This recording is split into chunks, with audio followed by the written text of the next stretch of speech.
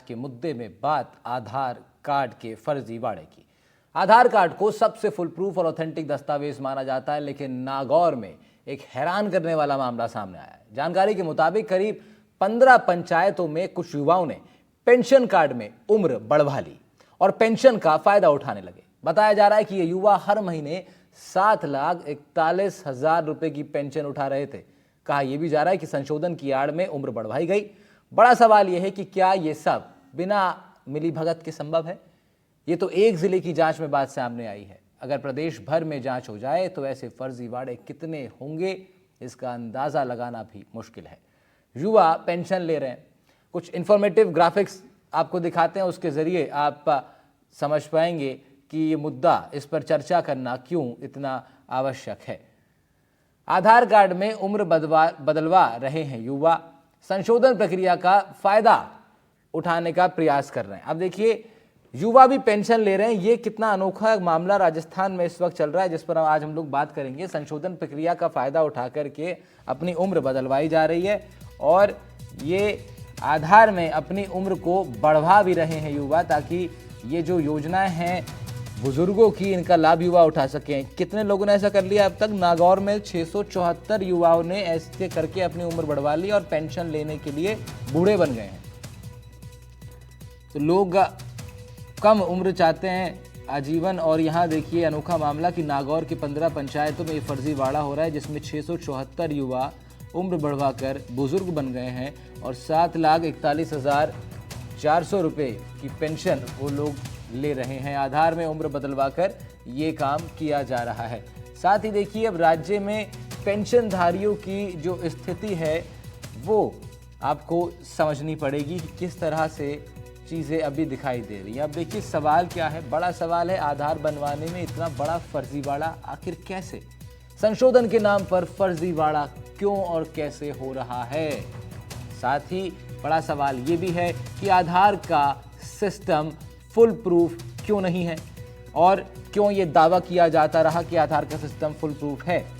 क्या ये प्रशासन की मिलीभगत से ये फर्जीवाड़ा हो रहा है? और आधार का सिस्टम फुल प्रूफ आखिर होगा कब? कब हम ये मान सकेंगे कि इतना बड़ा सिस्टम जो इस वक्त देश का आधार है, पहचान का आधार है, आइडेंटिटी का आधार है, उसके अंदर इतना बड़ा फर्जीवाड़ा किस तरह से हो पा रहा है? कैसे ये संभव हो पा रहा है? इससे कुछ सवाल पनप रहे हैं। उन सवालों पर चर्चा करेंगे। कुछ खास मेहमान हमारे साथ जुड़ रहे हैं। हमारे साथ हरीश आचार्य, हमारे संवाददाता, जुड़ेंगे नागौर से, जहां पर ये पूरा मामला सामने आया और वहीं से एक बार फिर से इस मामले ने दोबारा तूल पकड़ी है। साथ ही मुकेश चौधरी जी होंगे हमारे साथ, साइबर क्राइम एक्सपर्ट हैं। आप दोनों लोगों का स्वागत है। चर्चा की शुरुआत करें उससे पहले आपको बता दें तमाम दर्शकों को कि बीते कुछ अरसे से ये मामले इस तरह के सामने आए हैं, जिसके बाद सरकार ने भी कोशिश की है इस पर कार्रवाई करवाने की। जालौर जिले में 2 साल पहले फर्जी आधार कार्ड मशीन होने का मामला सामने आया था। तब मामला सुर्खियों में जरूर दोबारा आ पाया, लेकिन मशीन हाथ नहीं लगी थी। अब फर्जी आधार कार्ड का मामला मीडिया की सुर्खियों में उन दिनों रहा, लेकिन आगे कोई ठोस कार्रवाई बन नहीं पाई। राज्य सरकार ने प्रदेश के सभी ई मित्रों और आधार केंद्रों की जांच करवाने का फैसला किया। इसके तहत आधार मशीनों की वार्षिक रिपोर्ट का भी परीक्षण कराया जाएगा, ये भी बात हुई। सीमावर्ती इलाकों से घुसपैठ की घटनाएं सामने आती रही हैं। शक है कि इस फर्जीवाड़े की जड़ें देश के दुश्मनों तक ना फैली हो, इसलिए ये पूरा विषय बहुत इंपॉर्टेंट हो जाता है। सबसे पहले हरीश आचार्य का हम लोग रुख करेंगे, हमारे संवाददाता हैं नागौर से। हरीश, ये कई बार खबर नागौर सांचौर जिले से इस तरह की आ रही है, क्या स्थिति अब इस वक्त देखने को मिल रही है आपके जिले में? इस तरह की खबरें जो आ रही हैं, क्या ये फैक्ट है? इनमें कितनी सच्चाई है, जरा बताइए। की बात करते तो ये वास्तव में सही है।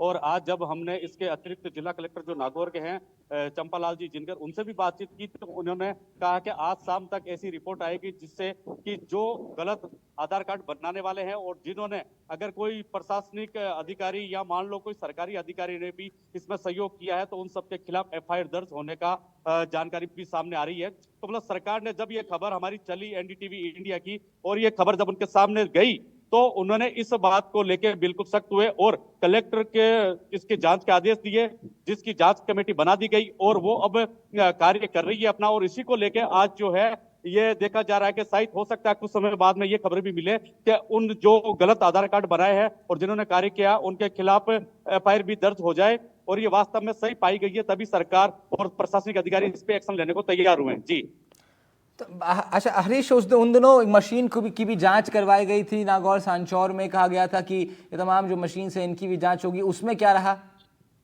जी देखिए, मैं बता रहा हूँ, इस तरीके की अलग अलग जिलों से अलग अलग खबरें आई थी। तो जहां पे जैसा मामला सामने आया तो उस समय ये जांचें बताई गई थी कि आधार कार्ड की जो मशीन है उनकी जांच करवाई जाएगी। ये सब कुछ करते हुए नागौर में भी जब इस तरीके का मामला सामने आया तो आज यही प्रणाली, जो जांच प्रणाली है, एक कमेटी बना के आधार कार्ड सेंटर है उनकी जांच और जिन जिन के उन पे हस्ताक्षर है, सील व मोहर, उनकी भी जांचें की जा रही है। ई मित्र जो कार्य कर रहे हैं कई तरीके से गलत भी कर रहे हैं, सही भी कर रहे हैं। जो गलत आधार कार्ड बनाए जिन ई मित्रों ने, उनकी भी जांच अभी प्रशासनिक तौर पे चल रही है। जी तो देखिए जांच चल रही है और इन जांचों से ही ये निकल कर के सामने आया है कि कई जांच जब सही साबित हुई तो पाया गया कि इस तरह के फर्जीवाड़े आधार कार्ड बनवाने में हो रहे हैं। यानी कि आधार कार्ड बनाने का जो पूरा सिस्टम है, अलग अलग ज़िलों में केंद्र बने हुए हैं, ई मित्र के नाम से सुविधा केंद्र चल रहे हैं, जन सुविधा केंद्र चल रहे हैं, जिसमें लोग अपना आधार कार्ड बनवाने के लिए पहुँचते हैं।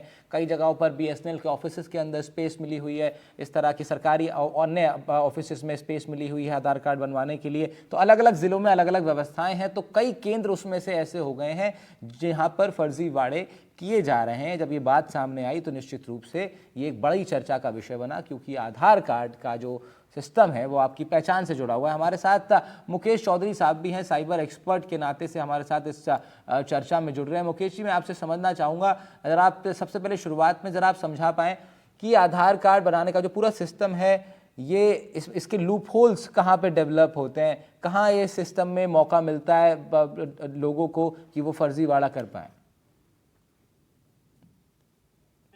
सर, इसके अंदर लूपहोल्स मल्टीपल हैं। अगर मैं बात करूं, पहले तो सबसे पहले स्टार्ट हो जाता है कि जिन्हें ये रेस्पॉन्सिबिलिटी दी गई, जो सेक्टर्स पे आधार कार्ड्स बन रहे हैं, काफी सारे स्टार्टिंग में आपने भी एक्सपीरियंस किया होगा, जब आधार कार्ड बनने शुरू हुए तो बहुत सारे सेंटर्स लगे, प्राइवेट एजेंसीज को, प्राइवेट सर्विस प्रोवाइडर्स को उसके कॉन्ट्रैक्ट्स मिले और उन्होंने आधार कार्ड्स, उनको ये था कि टारगेट था कि इतने आधार कार्ड पे आपको इतना जो है वो रेवेन्यू मिलेगा। तो टारगेट्स बेस्ड काम होने लगा। ये सिक्योरिटी का मैटर है, इसको टारगेट बेस्ड और जल्दी जल्दी करने में जो सिक्योरिटी में लैप्सेस होंगे उसका हर्जाना बहुत बड़ा है। तो होने क्या लगा कि आधार कार्ड्स बनने लगे और आधार कार्ड्स में जब आप अपना फिंगरप्रिंट्स देते हैं, थंब इम्प्रेशंस देते हैं, ये सारे प्रिंट्स कैप्चर होते हैं। ये सारे कैप्चर होने के बाद में आपकी रेटिना भी कैप्चर हो रहा है। इसके बेस पे आपका फाइनली आधार कार्ड बन रहा है। तो बहुत सारे केसेस के अंदर जिसकी जान पहचान थी या कुछ पैसे देके कुछ आधार कार्ड्स के अंदर अपने एड्रेस मॉडिफाई करवा लिए गए, कुछ आधार कार्ड्स में लेफ्ट हैंड को राइट हैंड करवा लिया, राइट हैंड को लेफ्ट हैंड करवा लिया और एक ही व्यक्ति ने एक से ज्यादा आधार कार्ड बना लिए। किसी ने एक हाथ का दे दिया अपना, दूसरा हाथ किसी और का दे दिया। तो इस तरीके से करके बहुत सारे मैनिपुलेशंस होने लगे और बहुत सारे फॉल्स और फेक आधार कार्ड्स बनने लगे। उसके बाद में बहुत सारे लोगों को प्रॉब्लम ये आती थी कि जो अगर पैसे ले दे के भी आधार कार्ड बना रहा है या आधार कार्ड में कॉन्टेक्ट नंबर चेंज करना या एड्रेस चेंज करना बिना वेरिफिकेशन या बिना डॉक्यूमेंट्री प्रूफ अगर ये कोई कर रहा है तो उनके खिलाफ क्लाइंसेस नहीं है कि अब क्या रूल्स एंड रेगुलेशंस हैं, क्या पनिशमेंट्स हैं, उनको उन सेंटर के खिलाफ एक्शन क्या होगा। अगर किसी ने गलत किया है और ऑर्गेनाइज्ड क्राइम का कोई पार्ट है तो पेनल्टीज और पनिशमेंट्स कहीं प्रोसेस में डिस्क्लोज्ड हुए नहीं और ना आज तक मैंने कभी सुना कि किसी के खिलाफ सीवियर एक्शन हुआ हो। बहुत सारे लेवल पे होने लगे। मुकेश जी, आप ये तो बहुत ही थोड़ा सा इसको सर अगर आप मतलब सच में ये फैक्ट है, क्योंकि बहुत हैरानी की बात है कि आप कह रहे हैं कि अब तक का जो व्यवस्था है उसमें इस बात का जिक्र ही नहीं है जिस तरीके से होना चाहिए कि भाई अगर जो सेंटर्स हैं वहाँ से कोई फर्जीवाड़े की खबर आएगी, अगर सेंटर प्रभारी जो है वो इन चीज़ों में इन्वॉल्व होगा या इस तरह की चीज़ें होंगी तो उस पर एक्शन क्या होना चाहिए, उसके लिए अब तक कोई व्यवस्था ऐसी गठित नहीं की गई। यही सबसे बड़ी प्रॉब्लम है सर कि ये ऑर्गेनाइज्ड क्राइम क्यों पनपता है। इसी वजह से पनपता है कि इसकी कंप्लाइंस सही से नहीं हो पाती, फिर रूटीन चेक्स नहीं हो पाते सही से, फिर टाइमली एक्शन नहीं होता, पेनल्टीज और पनिशमेंट्स नहीं होते। इसकी वजह से सबको मोटिवेशन मिलता है। और ई मित्र जैसे एक सेंटर हो गया, अब ई मित्र में अब जब अगर ई मित्र वाले इन्वॉल्व हो जाएंगे ऑर्गेनाइज क्राइम करने में, बीच में भी हम एक केस इन्वेस्टिगेट कर रहे थे जिसके अंदर गवर्नमेंट अधिकारियों की, एसडीएम्स की, एसएसओ आईडीज को मिसयूज करके फर्जी पहचान पत्र जारी किए गए। इन्वेस्टिगेशन में पाया गया कि कोई ई मित्र हैंडल करता था, वो बेसिकली वो पर्सन उसमें इन्वॉल्व था और वो लोगों के फर्जी पहचान पत्र बनाता था, एसडीएम्स और इनकी एसएसओ आईडी, गवर्नमेंट आईडी को मिसयूज करके उसी से खुद ही लॉगिन करके हाँ। उनके पासवर्ड रीसेट करके, क्योंकि उसे पता है कि क्या प्रक्रिया होती है, क्या प्रोसेस होता है। फिर लोग उन्हें मिलते भी हैं ऐसे कि अच्छा लालच दे देते हैं कि अच्छा ठीक है सर 2-5 हज़ार रुपए आप एक्स्ट्रा ले लेना, पर कैसे भी करवा के हमारा काम करवा दो, हमारे पास डॉक्यूमेंट्स पूरे। तो वो सिस्टम में लूपहोल ढूंढते हैं। सिस्टम में लूपहोल तब मिलते हैं जब वो सिस्टम में लूपहोल्स पहले से हैं।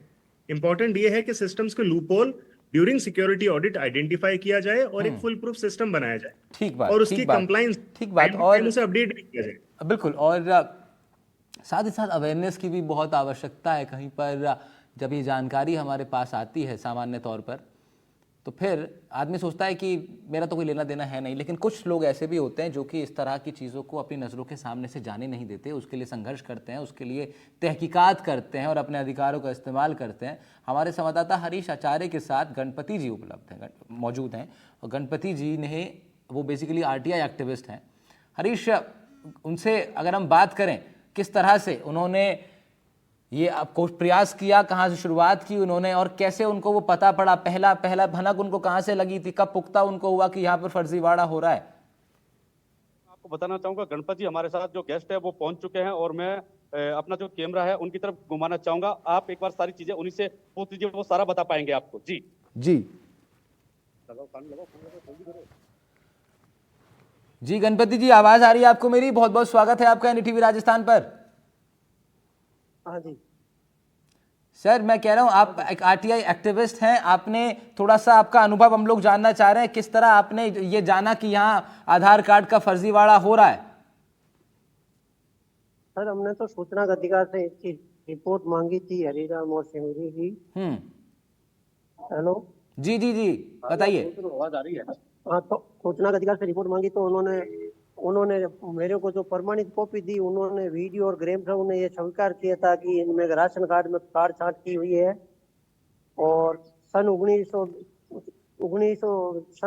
मतलब 1900 में 2019 में जब ऑनलाइन हुई थी पेंशन, तब भी उन्होंने ग्रेम साहब ने क्या किया, उनको आधार कार्ड और जन आधार को इसमें पीपीओ में जोड़ दिया और उनकी प्रमाणित कॉपी आज तक नहीं दे रहे हैं। और उन्होंने उनका नंबर सेम आता है, जो आधार और जन आधार आता है ना, उनका नंबर तो सेम पीता है, लेकिन उसमें जन्म तिथि वो पहले वाली जो मन गणित कार्ड छांट करके लिखी वही जन्म तिथि से चला रही है। और हमारे को ये पूरे डॉक्यूमेंट ऑनलाइन डॉक्यूमेंट नहीं दिया था, ऑफलाइन डॉक्यूमेंट सारा दिया था। और आज तक उन्हों के खिलाफ कोई रिकवरी का आदेश तो फिर मैंने कई बार प्रयत्न किया तो निकाला था। हाँ। उसके बाद उन्होंने क्या ये कूड़चरी दस्तावेज उन्होंने लिख के दिया था, ये धोखाधड़ी कार्ड छांट। तो इनके खिलाफ भारतीय दंड संहिता के अनुसार जो धारा में इनके खिलाफ मुकदमा बनता है, वो वीडियो ने आज तक खिलाफ नहीं पेश किया इनके खिलाफ। और ये हमारे जो अपराधी है, जो हमारे को बार बार धमका रहा है, मारने की धमकियां दे रहा है। हाँ। और ग्रेम साहब भी ये कह रहा है कि आपको मरवा देंगे, ऐसे आपने शिकायत करने की क्या दिक्कत थी। ऐसे तो कई लोग फर्जीवाड़े उठाते हैं, अनेकों लोग उठाते हैं। नहीं तो गणपति जी, जो आपने आरटीआई डाली, उस आरटीआई में जवाब क्या आया था? उस आरटीआई का जवाब दिया है, उन्होंने फर्जीवाड़ा घोषित करके उन्होंने मेरे को सारी प्रमाणित कॉपियां दी थी, ऑनलाइन डाल के ऑफलाइन सारी।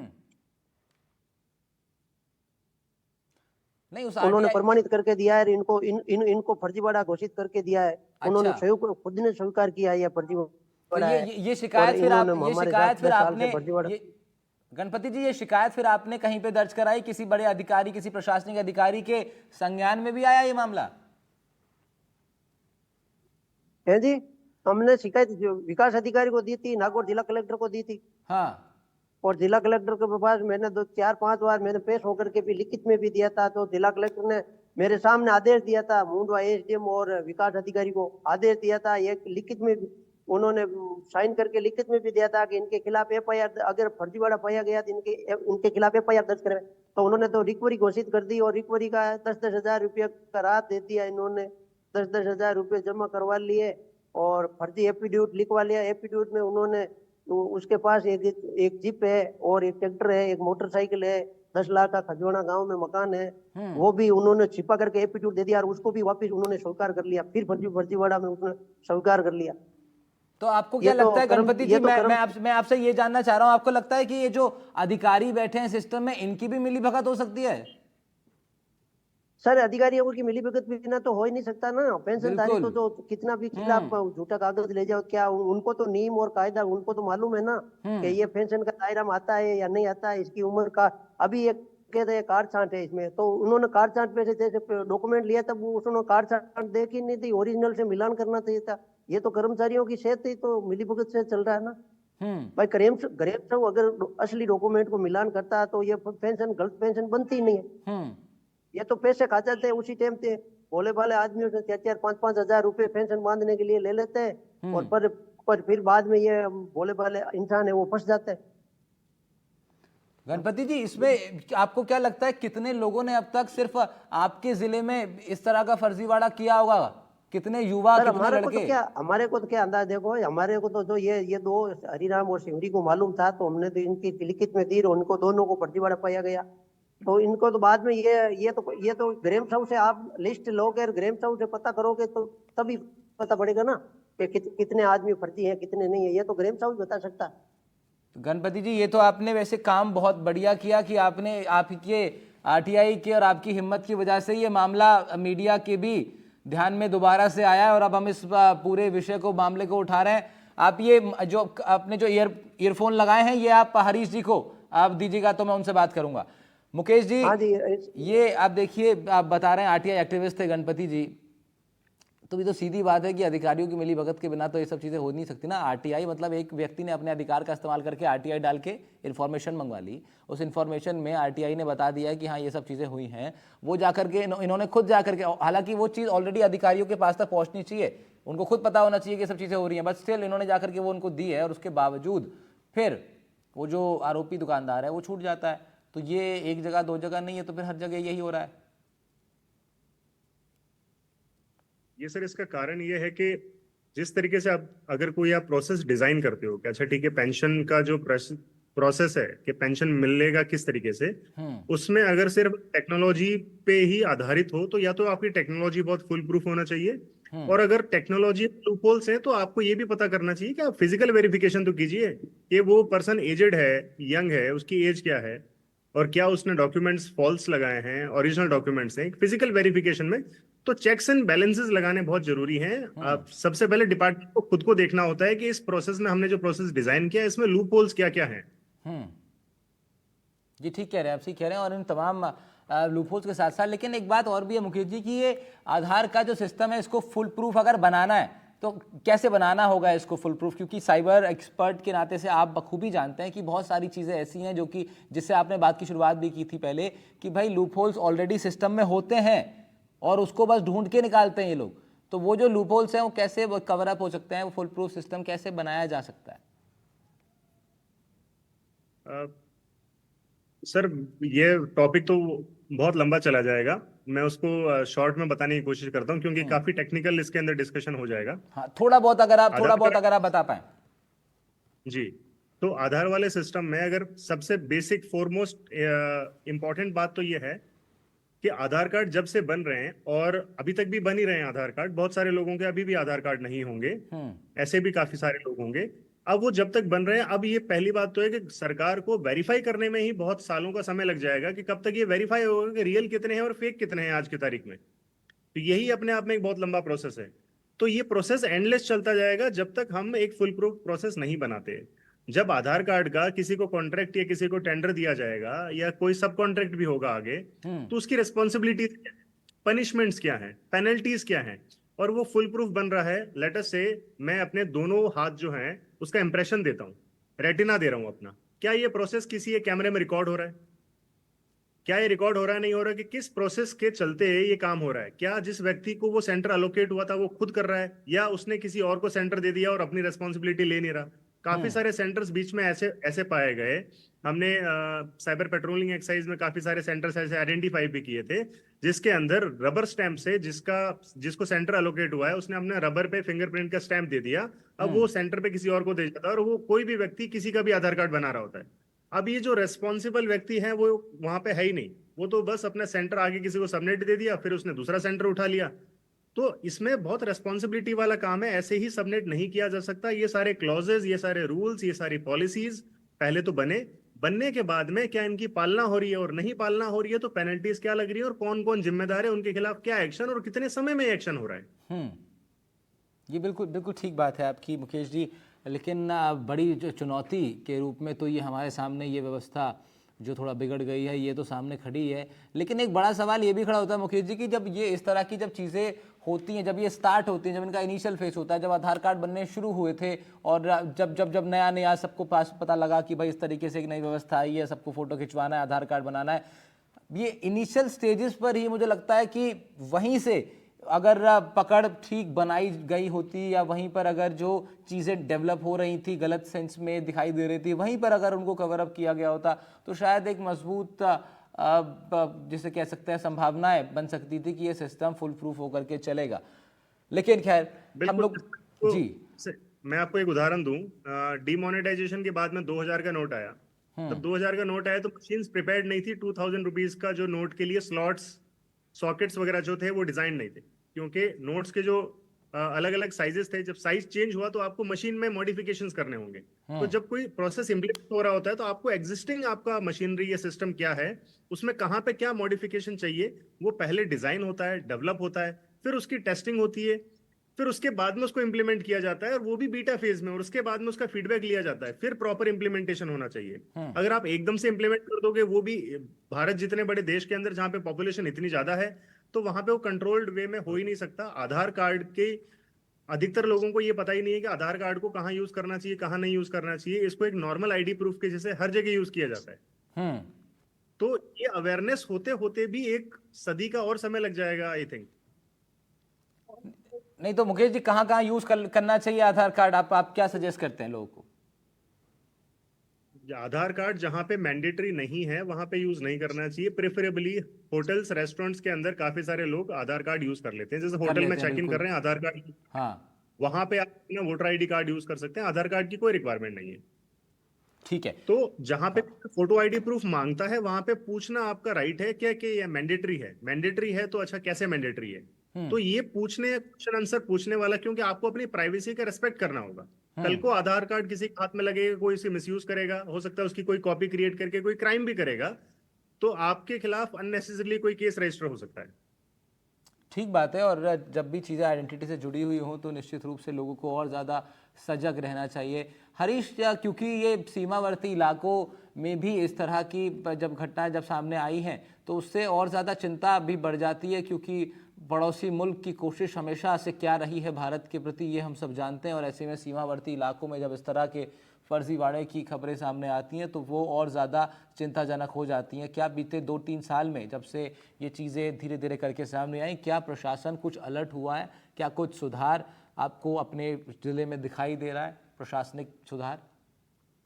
जी, मैं आपको इसके अंदर बता रहा हूं कि जिस तरीके का मामला ये सामने आया है निकल के, और जिस तरीके की जांचें प्रशासन द्वारा की जा रही है अभी, लेकिन ये मामला जब एक जगह से सामने आया है, एक या दो आदमियों का, अगर उसी समय प्रारंभिक तौर पे ये जांच करके पूर्ण रूप से अगर उसको सही तरीके से लाया जाए समय पे अमल में, तो शायद ऐसी घटनाएं रुक सकती है, ऐसी चीजें रुक सकती है। लेकिन उस समय ध्यान नहीं दिया जाता और कहीं ना कहीं किसी अधिकारी की बिली पक्ष के कारण से वो सारी चीजें केवल पेपर तक सिमट के रह जाती है और उससे केवल प्रोसेसिंग के तौर पर उसको माफ कर दिया जाता है।